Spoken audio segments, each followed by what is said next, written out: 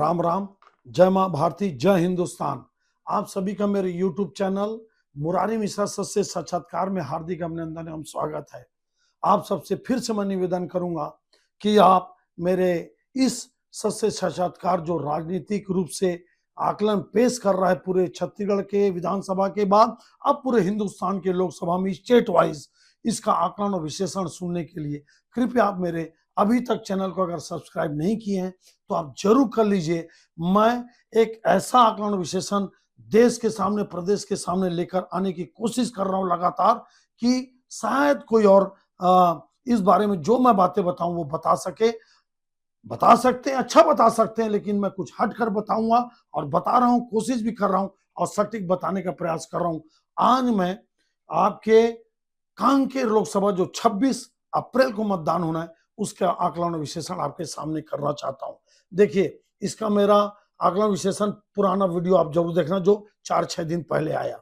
एक है, यही एक सीट है जिसपे मैं कांग्रेस और बीजेपी में फाइट माना हूं अपने पिछले विश्लेषण और आकलन में।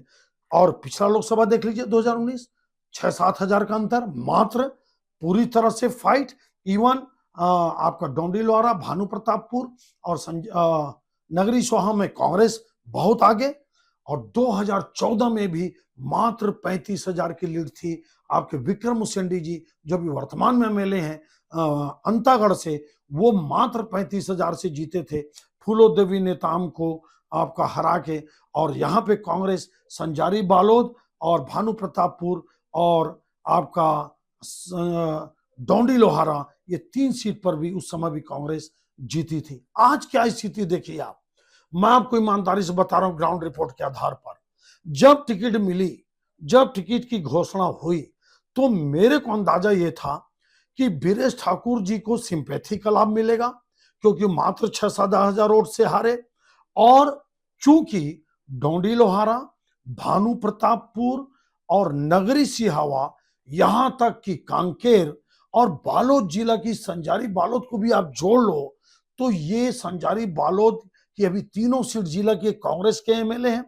आपका भानु प्रतापपुर में आज कांग्रेस के एमएलए हैं, आपके नगरी सोहा में कांग्रेस के एमएलए हैं और कांकेर मोदी जी की सभा होने के बाद विधानसभा में भी मात्र 16 वोट से आपके जीते थे आसाराम नेताम जी कांकेर से कांग्रेस। इवन अंतागढ़ में भी विक्रम उसेंडी जी जो जीते हैं, यहाँ पर मंतूराम पवार जी निर्दलीय लड़े, काफी वोट पाए, 14-15 हजार वोट। और नाग जी जिले, अनूप नाग जी जो एमएलए थे कांग्रेस के, वो बगावत करके लड़े, वो भी काफी वोट पाए।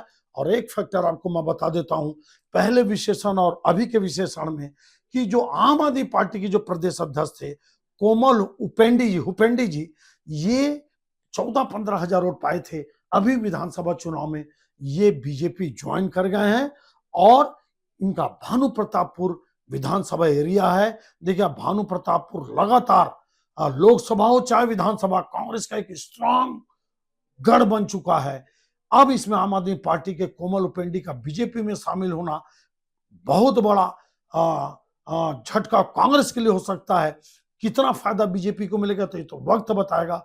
लेकिन एक बात और बता दूं कि जो सावित्री मंडावी जी हैं, जो दोबारा एमएलए जीती, शानदार नेत्री हैं, इनके बेटे का एक्सीडेंट होने के कारण ये चुनाव प्रचार में सक्रिय नहीं है। आपको मैं एक बहुत इंपॉर्टेंट बात बता दूं, भानु प्रतापपुर में कांग्रेस ठीक से नहीं लड़ पा रही है। दूसरी बात, वीरेश ठाकुर जी चुनाव लड़ने के बाद 5 साल इस लोकसभा में जितना सक्रिय होना था नहीं हो पाए। अब क्या होगा, अब मैं आपको बता रहा हूं।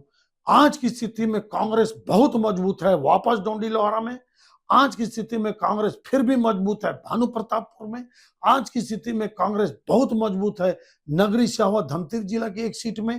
तो क्या इन सीटों पे एक तरफा कांग्रेस जीतेगी? नहीं। आपको मैं बता दूं, भारतीय जनता पार्टी बहुत शानदार चुनाव लड़ रही है कांकेर लोकसभा में, मैन टू मैन वर्क कर रही है। आम आदमी पार्टी के बहुत सारे नेताओं को अपने में शामिल कर ली, बहुत सारे कांग्रेस के नेता, इवन मंतूराम पवार जी जो अंतागढ़ के पूर्व एमएलए थे, धाकड़ नेता है, परोल कोट के मात्र लोकप्रिय नेता माने जाते हैं मंतूराम पवार जी, ये भाजपा में आ गए। आपके अनूप नाग जी जो पूर्व एमएलए थे वो कांग्रेस का काम नहीं कर रहे हैं, सावित्री मंडावी जी भानु प्रतापपुर में नहीं है, जो मेरा रिपोर्ट है। अब आप बताइए ऐसी स्थिति में क्या होगा।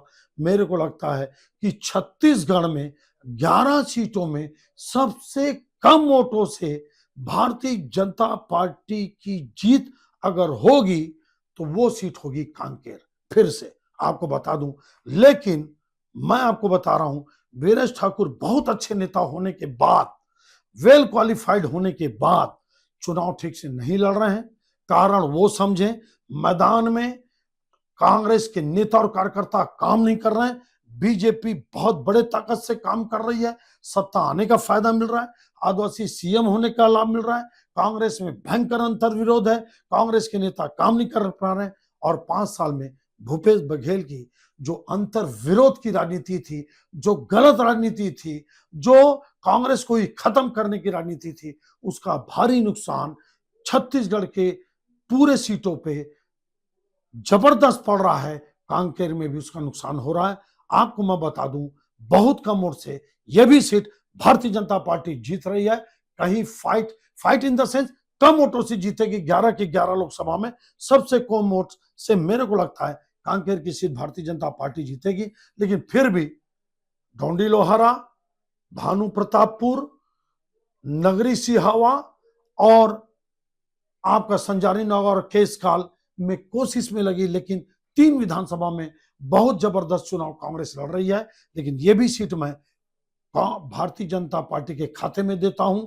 आप मान के चलिए वो 40,000 की लीड हो सकती है, 50,000 की हो सकती है, 60,000 की हो सकती है, या 30-40,000 की हो सकती है, जैसे 35,000 से 2014 में विक्रम उसेंडी जीते थे। इसका एक कारण और बता दूं, अनूपनाग के क्षेत्र में काम ना होना, सॉरी जो विधायक थे, अभी जो सावित्री मंडावी जी विधायक हैं, और जो बीजेपी के एमएलए हैं भोजराज नाग, ये भैया हैं, लोगों को मदद करते हैं इलाज में, झाड़ में, फूक में।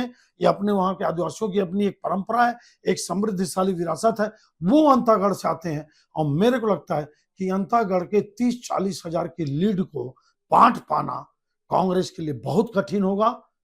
ये आकलन विश्लेषण आपको कैसा लगा? ये भी सीट मैं भारतीय जनता पार्टी को दे रहा हूं, बहुत कम मार्जिन से दे रहा हूं, लेकिन पहले से ज्यादा रहेगा। 7-8 हजार से जो जीते थे 2019 में, उससे बहुत ज्यादा रहेगा, 4 गुना 5 गुना। ये तो वक्त बताएगा। ये आकलन विश्लेषण आपको कैसा लगा आप जरूर बताइए, और मेरे इस आकलन विश्लेषण को हिंदुस्तान के सभी व्हाट्सएप ग्रुप में आप भेजते रहिए। आप सबका बहुत बहुत धन्यवाद। जय हिंद, जय मां भारती।